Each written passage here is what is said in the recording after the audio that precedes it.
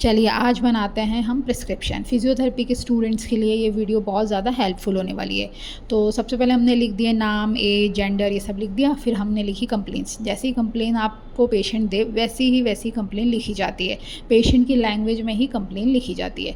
उन्होंने कहा घुटने में दर्द है, लेफ़्ट में ज़्यादा, राइट में कम है, डिफ़िकल्टी होती है उनको सीढ़ियाँ चढ़ने उतरने में और वॉकिंग करने में भी बहुत डिफ़िकल्टी होती है। ठीक है, फिर उसके बाद मैंने उनको एग्ज़ामिन किया तो उनको स्वेलिंग प्रेजेंट थी, उनको टेंडरनेस प्रेजेंट थी। टेंडरनेस मतलब जो पार्ट को हम दबाएं वहाँ पर पेन हो दबाने से, तो उनको मीडियल साइड यानी घुटने की अंदर की तरफ टेंडरनेस प्रेजेंट थी दोनों घुटनों में। ठीक है, तो जो उनकी घुटने की कटोरी यानी पटेला है वो भी थोड़ी सी स्टिफ थी, बहुत ज़्यादा स्टिफ नहीं थी, थोड़ी स्टिफ थी।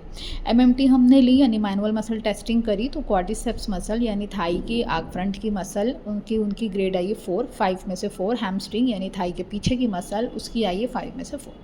फिर टाइटनेस हमने देखी, क्वाड्रिसेप्स काफ में टाइटनेस थी। रेंज ऑफ मोशन जो थी ना, नी का जो मूवमेंट था वो नॉर्मल था पर पेनफुल था, वो घुटना मोड़ तो पा रही थी लेकिन दर्द के साथ। ऑस्टियोआर्थराइटिस ऑफ नी मैंने इनको डायग्नोस किया, लेकिन प्रॉपर डायग्नोस हम करेंगे जब हमने उन्हें एडवाइस किया एक्सरे करवाइए, उसके बाद पता चलेगा कि कौन सी ग्रेड का आर्थराइटिस है।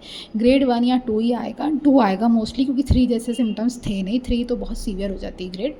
ठीक है, फिर हमने उनका ट्रीटमेंट लिखना स्टार्ट किया। टेंस, IFT, अल्ट्रासाउंड, हाइड्रोथेरेपी यानी कि जो गर्म की सेक करते हैं वो, ये सारी मॉडलिटीज़ पहले मैंने लिख दी। फिर उसके बाद मैंने यहाँ पर लिखना शुरू करा उनकी एक्सरसाइजेस। नी की तो बहुत सारी एक्सरसाइजेज होती हैं। जब एक बार आपका नी का ट्रीटमेंट हो जाए, आपका नी पेन कम हो जाए, उसके बाद भी आपको पूरी लाइफ ये एक्सरसाइज करते रहना चाहिए ताकि आगे ये प्रॉब्लम एग्रीवेट ना हो। ठंडों में तो ठंड के सीज़न में यानी कि आपको ज़्यादा ध्यान रखना चाहिए। एक एक करके मैंने सारी एक्सरसाइजेज लिख दी। अगर आपको ये सारी एक्सरसाइजेज देखनी है तो आप मेरे यूट्यूब चैनल या फेसबुक पे देख सकते हैं।